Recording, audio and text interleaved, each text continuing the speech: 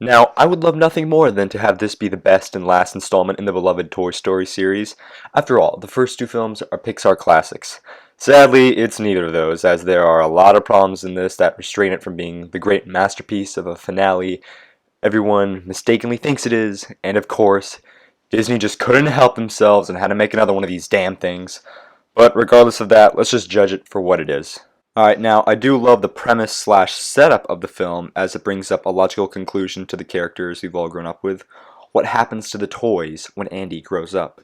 He obviously can't take them to college, let's be real here. What kind of college student would still unironically play with the same toys he's had since he was a toddler? Besides, that would compromise the theme of closure this film tries to have. I say try because it almost succeeds, but does something that kind of undoes most of this message by the end.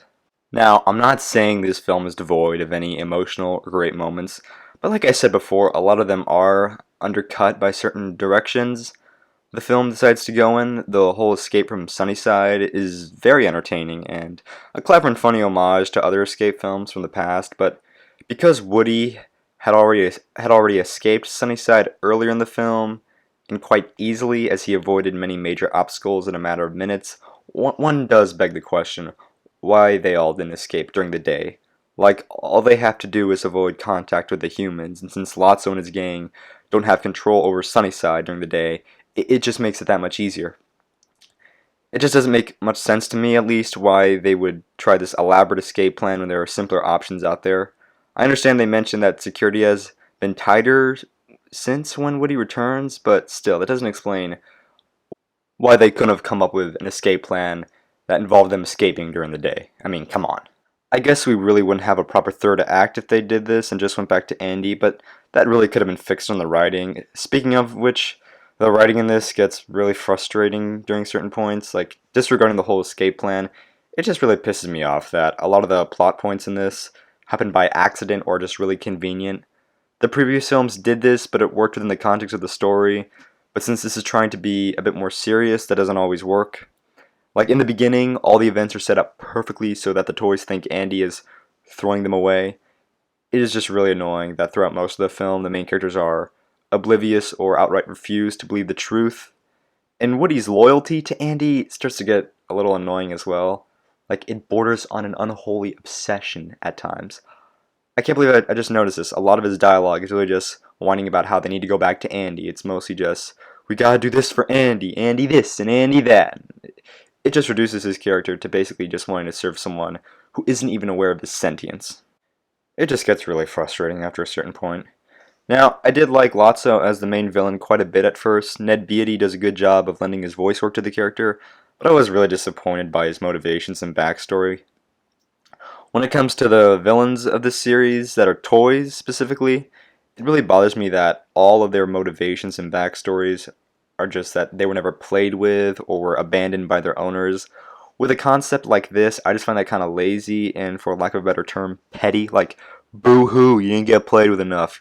Get over it and get a life. Crying out loud. It's just tiresome at this point. And the worst part is, they did it again with Toy Story 4, but that's a topic for another day.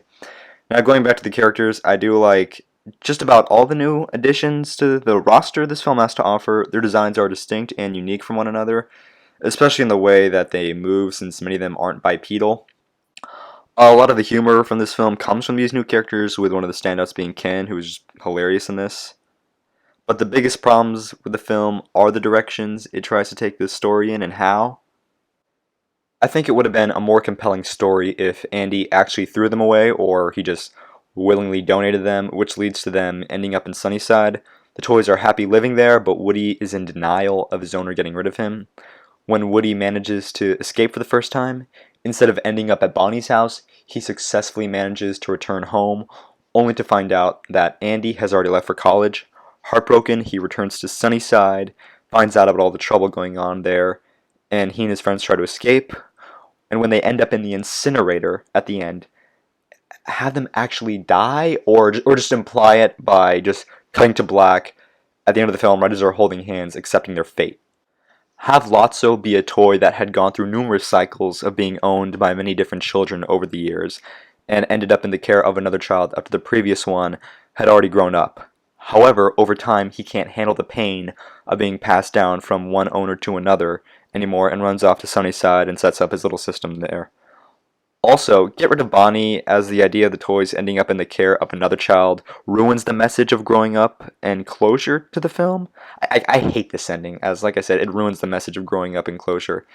Do they not comprehend that one day Bonnie will grow up as well and move on with her life without them? Like, the cycle continues and nothing changes, basically. I understand, very well aware that this version of the film would be way too dark for Disney and Pixar to even consider releasing, and it probably would go down infamously as one of the most controversial films ever made, but at least it would have brought a tragic yet logical end to the toys' journey. Then we would have had one of the best finales to a trilogy ever. I don't like hating on this film. I do want to agree with the people that say this made them cry and that this is one of the best trilogies ever made. But there are just so many things that just pile on to each other that I just can't, in good conscience, turn a blind eye and forgive it. By no means is this a bad film. It just could have been the masterpiece everyone says it is if it had only gone in some better directions.